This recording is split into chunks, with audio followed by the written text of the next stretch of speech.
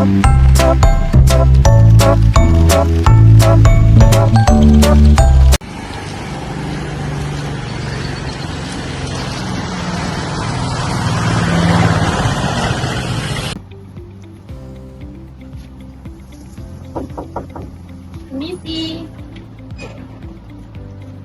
Ibu, selamat pagi. Apakah benar dari pagi? Iya benar.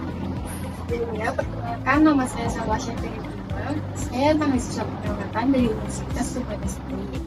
Saya kesini dari kampus Minggu. Kemarin Bapak Pusat dan yaitu 50. Jadi dari ini saya mau melakukan pengumuman untuk kondisi Bapak sekaligus memberikan penyuluhan komunikasi.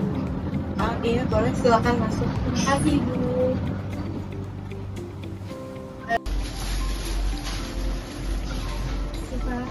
Apa hubungannya dengan Bapak Adi? Ya, saya sendiri. Sebelumnya perkenalkan, nama saya Salwa Asya. Saya mahasiswa keperawatan dari Universitas Subhanasri. Saya kesini karena mendapat data dari Kadepus Ibu bahwa kemarin Bapak periksa dan hasil tekanan tesnya cukup tinggi, yaitu 150/100. Jadi hari ini saya mau melakukan kunjungan rumah untuk mengecek kembali kondisi Bapak sekaligus memberikan penyuluhan tentang hipertensi. Kurang lebihnya membutuhkan waktu 25 menit. Apakah Bang berkenan? Oh, yang kemarin waktu itu ya, Mbak? Iya. Ya, boleh. Kebetulan saya hari ini juga libur. Oke, Pak. Saya izin untuk mengecek kembali ya Pak kondisi terkininya. Ya, silakan. Bapak tahu dengan hasil sekarang. Permisi ya Pak, rencananya.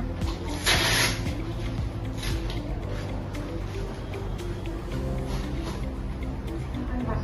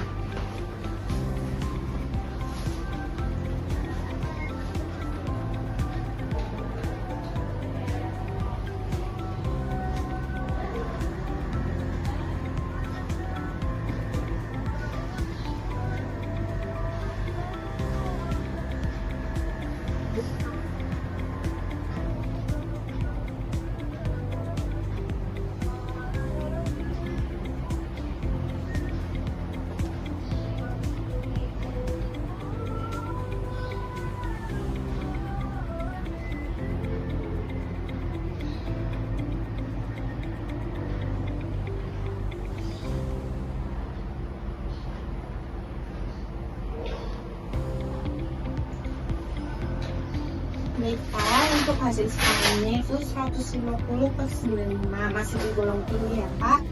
Jadi memang perlu diperhatikan lebih lanjut. Tuh, masih tinggi ya, Mbak. Pesan kemarin waktu saya ke pos dulu cuma rasa capek, terus agak pusing gitu waktu saya ngajar. Nah itu dia Pak, makanya hari ini saya ingin menjelaskan lebih lengkap supaya Bapak lebih paham tentang hipertensi ini. Mulai dari pengertiannya, faktor risikonya, tanda gejala, komplikasi, sampai cara mencegah dan mengendalikannya. Sebelumnya, saya izin tanya ya Pak, sepengetahuan Bapak tentang hipertensi sendiri itu apa ya Pak? Mungkin lebih kayak darah tinggi kali ya, Mbak. Baik Pak, nanti akan saya jelaskan satu-satu supaya makin jelas untuk dari tadi yang saya sampaikan ya Pak. Pak, di sini saya mempunyai media lembar balik yang akan berisi materi yang untuk harus saya jelaskan kepada Bapak. Saya akan mematerikan itu apa itu hipertensi. Hipertensi sendiri itu kondisi ketika tekanan darah seseorang berada di atas batas normal, yaitu tekanan darah atas atau sistoliknya itu 140 ke atas Pak. Dan tekanan darah bawah atau distoliknya 90 ke atas, yang diukur berkali-kali saat sedang istirahat. Nah, hasil pengukuran Bapak tadi kan 150/95 ya Pak. Itu sudah termasuk di atas batas normal Pak. Tekanan darah itu sendiri adalah tekanan yang dihasilkan darah terhadap dinding pembuluh darah saat jantung terpompa darah ke seluruh tubuh. Hipertensi sendiri itu bisa disebut dengan silent killer Kak, yaitu pembunuh diam-diam karena sering tidak menimbulkan gejala. Nah tadi yang Bapak sampaikan kan Bapak cuma merasa capek dan pusing, itu bisa jadi ciri dari hipertensi, tapi Bapak tidak sadar akan hal itu. Oh berarti selama saya mengajar merasa pusing dan agak capek gitu, itu bisa jadi timbul tensi Iya tinggi. Pak, itu betul bisa jadi ciri hipertensi. Tapi Bapak kan tidak sadar kan Iya. bahwa itu hipertensi. Karena saya untuk menjelaskan. Ya kan itu juga jadi hipertensi sendiri dapat menyebabkan komplikasi yang serius Pak jika tidak dikendalikan dengan baik. Untuk materi yang kedua itu faktor risiko hipertensi ya Pak. Nah, faktor risiko hipertensi itu ada 2 kelompok Pak. Faktor yang tidak dapat diubah dan faktor yang dapat diubah. Nah, yang tidak bisa dikontrol itu yang pertama itu usia Pak. Nah, usia Bapak kan sudah tergolong cukup tua ya Pak. Sudah 42 tahun benar. Nah, Nah, semakin bertambahnya usia, pembuluh darah itu semakin kaku Pak. Nah, jadi tekanan darah cenderung naik. Sebenarnya sudah mulai masuk kelompok yang berisiko di umur 42 tahun, Pak. Yang kedua itu ada keturunan. Kalau ada keluarga Bapak yang punya riwayat hipertensi, risiko Bapak juga bisa risiko hipertensi. Nah, faktor yang dapat diubah itu ada konsumsi garam dan lemak berlebihan. Kalau Bapak suka makan asin-asin, itu diharapkan untuk konsumsi garam dan lemak berlebihan itu dikurangin ya Pak. Karena ini bisa sudah masuk faktor yang dapat diubah untuk mengatasi risiko hipertensi. Yang kedua itu faktor berlebihan berat badan atau obesitas. Tapi sepertinya Bapak untuk berat badannya normal ya Pak? normal. Nah, ketiga itu ada faktor kurangnya aktivitas fisik. Bapak itu kan profesinya sebagai guru benar Pak? Ya, Nah, itu bisa menjadi untuk mengatasi risiko hipertensi. Karena Bapak pasti melakukan banyak aktivitas kan, apalagi ngajar kelas ke kelas. Oke, yang keempat ada faktor merokok ya Pak. Bapak merokok atau tidak ya Pak? kebetulan saya jarang-jarang untuk merokok, Pak. Nah, baik. Kalau bisa sih di stop dulu ya Pak untuk merokoknya.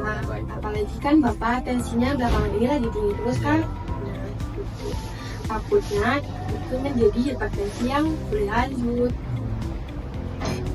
Yang keempat ada faktor stres.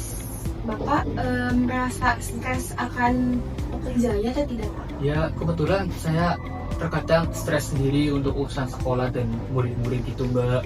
Dan kadang untuk kurangnya aktivitas fisik mungkin iya sih, karena saya kebetulan ngajar paling di depan papan tulis sambil nulis terus diem gitu, nggak pernah gerak atau interaksi sama murid-murid gitu. Kalau soal stres sih Bapak mungkin bisa liburan sebentar untuk menghilangkan stres tersebut. Itu bisa juga menghindari risiko hipertensi. Sekarang kita masuk ke materi yang ketiga ya Pak ya. Nah, untuk materi yang ketiga itu ada tanda dan gejala hipertensi ya Pak. Nah, karena kebanyakan tidak bergejala khas, kayak tadi contohnya kan Bapak cuma merasa capek dan pusing. Nggak taunya tensi Bapak itu tinggi. Nah, itu kan tanda gejala itu tidak muncul secara khas. Nah, sebagai penderita hipertensi, tidak muncul gejala dan jika muncul gejalanya dapat berupa nih Bapak kalau merasa sakit kepala, pusing, nyeri, atau berat di tengkuk, mudah lelah, penglihatan buram, jadi berdebar, itu bisa saja tanda dan gejala dari hipertensi. Pasti saja ya Mbak, soalnya saya kalau ngajar itu gampang lelah, terus juga pusing karena mungkin jam pelajaran saya itu agak panjang gitu, jadi kayak bosen dan pusing gitu. Nah, bisa jadi ya Pak, itu salah satunya. Makanya penting untuk rutin memeriksa diri Pak untuk mengecek ke tanda darahnya supaya bisa dipastikan penyebab dan ditangani itu lebih awal. Oke, baik. Sekarang kita lanjut untuk materi yang keempat ya Pak ya. Untuk materi yang keempat itu komplikasi hipertensi. Nah, jika tekanan darah tidak terkontrol maka dapat menyebabkan kesalahan yang fatal. Contohnya seperti stroke. Stroke itu bisa terjadi karena tekanan darah tinggi bisa membuat pembuluh darah di otak pecah sehingga bisa menyebabkan stroke. Nah, yang kedua itu penyakit jantung, Pak. Untuk penyakit jantung, karena jantung bekerja lebih berat untuk memompa darah, jadi bisa menyebabkan penyakit jantung yang fatal. Untuk yang ketiga ada gagal ginjal. Ya, yang gagal ginjal ini sendiri tuh karena darah ginjal bisa rusak dalam jangka panjang. Karena kan dari darah kan menyalurkan ke ginjal juga. Nah, maka dari itu komplikasi hipertensi ini bisa menyebabkan ginjal. Nah, yang keempat itu gangguan penglihatan. Gangguan penglihatan karena pembuluh darah di mata juga bisa tertangkap. Karena kan hipertensi ini berkaitan sama darah ya, yang memang ke seluruh tubuh. Maka dari itu, dari mata itu juga berpengaruh. Karena di mata banyak saraf yang menghubungkan ke dari seluruh tubuh. Nah, hipertensi jika tidak ditangani dapat merusak organ-organ penting dalam tubuh. Nah, yang keempat itu stroke, penyakit jantung, gagal ginjal, dan gangguan penglihatan. Menentukan ya Mbak. Berarti kalau misal saya kena stroke, gue bisa ngajar Mbak. Betul Pak, tapi tenang saja, semua itu bisa dicegah kalau Bapak rutin kontrol dan mulai menjaga kesehatan dengan cara pola hidup sehat dan melakukan cek rutin. Sekarang kita materi yang kelima ya Pak. Nah, untuk materi yang kelima itu ada pencegahan dan penanganan hipertensi ya Pak. Nah, ini Bapak bisa melakukan pola hidup sehat dengan cara kurangi garam dan makanan yang banyak. Nah, misalnya di Bapak tuh kan suka makan yang asin-asin ya. Ya. Nah, dari itu kurangi ya Pak makanan, kurangi garam dan makanan yang banyak. Yang kedua itu perbanyak makan sayur dan buah-buahan. Bapak suka sayur dan buah-buahan? Kebetulan saya jarang sih Mbak. Iya, makan sayur sama buah-buahan. Nah, maka dari itu mulai sekarang ya Pak ya, perbanyak makanan sayur. Yang misalnya Bapak tidak suka, Bapak mulai ya mencobalah mencicipi makanan itu. Untuk buah-buahannya bebas ya Pak. Yang penting Bapak bisa perbanyak makanan sayur dan buah-buahan. Nah, yang ketiga itu ada olahraga minimal 30 menit setiap hari. Nah, olahraga ringan juga bisa Pak, misalnya kayak lari pagi atau naik turun tangga. Nah, gitu Pak. Yang keempat, tidak merokok dulu ya Pak, yang sudah saya sampaikan tadi di awal. Yang tadinya Bapak mungkin merokoknya tidak sesering itu, cuman untuk saat ini usahakanlah untuk tidak merokok terlebih dahulu. Oke. Yang kelima itu kelola stres dengan baik. Seperti yang tadi sudah saya sampaikan juga ya Pak. Misalnya Bapak merasa stres, itu suruh Bapak buat merefleksikan diri, mungkin sekitarnya jalan-jalan untuk melihat suasana pagi atau pilih kemana yang tidak dulu. Mbak. Untuk yang kelima itu rutin cek kesehatan. Jadi kalau bisa sih Bapak mungkin punya alat yang buat mengecek tekanan darah ya Pak. Itu bisa beli di apotik atau di kayak tempat kesehatan gitu untuk bisa cek kesehatan sendiri. Misal Bapak gak ada waktu nih untuk cek kesehatan di rumah sakit atau ke puskesmas atau kemanapun, itu Bapak bisa cek sendiri di rumah. Bisa dibantu dengan keluarga ya Pak, entah itu istri ataupun anak. Oke Mbak. Untuk yang ke-7 itu ada jaga berat badan ideal. Tadi kan Bapak bilang pernah disampaikan kalau berat badan Bapak normal ya. Berat badan kalau misalnya kurang, Bapak merasa kurang nih, bisa ditingkatkan lagi ya Pak untuk berat badannya. Yang penting berat badannya itu ideal, tidak terlalu gendut atau tidak terlalu kurus. Yang terakhir itu minum obat sesuai anjuran kesehatan. Semisal Bapak pemeriksaan dan dapat obat dari dokter itu, Bapak minumnya itu sesuai dengan anjuran kesehatan. Misalnya ditentukan itu 3 kali sehari, maka Bapak juga harus minum dengan 3 kali sehari, tidak boleh lebih ya Pak. Maka bisa berakibat fatal untuk ke organ tubuh. Bisa dipahami Pak? Bisa Mbak. Apa ada pertanyaan atau yang belum paham? Mbak, saya ada pertanyaan nih. apakah saya harus berhenti ngajar nih Mbak? Karena mungkin mengajar itu bikin saya capek, bikin saya pusing, terus saya juga harus berkeliling-keliling kelas gitu. Tidak perlu berhenti, Pak. Tetapi Bapak bisa mengajar seperti biasa. Hanya saja Bapak perlu lebih memperhatikan pola makan, menyempatkan istirahat sejenak kalau semisal belum mulai terasa pusing atau capek dan rutin kontrol tekanan darah supaya tetap terpantau dan terkendali. Oh gitu ya Mbak. Berarti kalau saya masak atau istri saya masak, masakannya itu nggak pakai garam sama sekali ya Mbak? Nah, itu tidak perlu ya Pak. Mungkin Bapak bisa disampaikan kepada istri Bapak jika memasak untuk garamnya itu dikurangi ya Pak. Mungkin bisa diganti dengan daun jeruk, jahe, ininya bumbu rempah-rempah Pak. Untuk garamnya itu dikurangi saja untuk saat ini. Oh begitu ya Mbak. Baik Mbak, saya sekarang paham. Baik Pak, sebelum kita akhiri, saya mau tanya sedikit nih untuk memastikan Bapak sudah paham dengan materi yang saya sampaikan tadi ya. Pertanyaan yang pertama ya Pak, coba Bapak jelaskan lagi hipertensi itu apa? Jadi hipertensi itu tekanan darah tinggi Mbak. Tekanan darahnya itu 140/90 mmHg. Dan itu hipertensi tidak memiliki gejala apapun. Dan maka dari itu dia itu disebut sebagai silent killer tadi Mbak. Baik Pak, betul sekali ya, sudah sesuai dengan apa yang tadi saya sampaikan kepada Bapak. Oke, untuk pertanyaan yang kedua, coba sebutkan salah satu faktor risiko hipertensi yang Bapak alami. Kalau saya karena sering stres, memikirkan hal-hal di sekolah, sama kurangnya aktivitas untuk bergerak aja Mbak. Oh, baik Pak. Untuk pertanyaan yang ketiga, coba Bapak sebutkan tanda dan gejala dari hipertensi. Seperti sakit kepala, terus kepala pusing, sama mudah lelah, seperti yang saya alami. Seperti yang sudah Bapak tahu ya, komplikasi hipertensi itu kan sangat banyak dan berbahaya.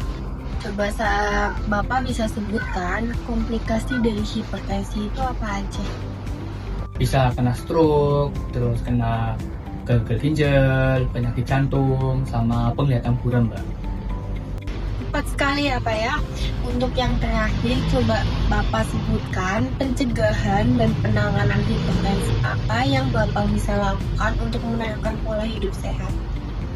Mungkin bisa seperti kurangi garam pada makanan, terus kurangi makanan berlemak, terus perbanyak sayur dan buah-buahan gitu, terus sama setiap hari kita harus wajib olahraga 30 menit, jangan merokok, terus rutin cek kesehatan, sama kalau misalnya kita lagi stres nih, kita harus kelola stresnya itu dengan baik gitu Mbak. Terus sama jaga berat badan. Terus kalau misalnya kita kontrol nih, nanti kita dapat obat, terus kita harus meminum obat itu sesuai anjuran kesehatan gitu. Wah, lengkap sekali ya Pak jawaban Bapak. Sepertinya Bapak sudah paham untuk pencegahan dan pengendalian hipertensi yang benar, dan Bapak juga sudah paham tentang apa itu hipertensi. Baik Pak, sebagai penutup, jadi perlu saya sampaikan lagi ya. Jadi hipertensi itu kondisi tekanan darah tinggi yang sering tidak bergejala khas, sehingga gejala ringan seperti pusing dan mudah lelah yang Bapak alami tetap perlu diwaspadai, karena itu bisa menjadikan faktor hipertensi. Faktor risikonya ada yang tidak bisa dikontrol seperti usia dan keturunan, ada juga yang bisa dikontrol seperti pola makan, aktivitas fisik, merokok, stres, dan berat badan.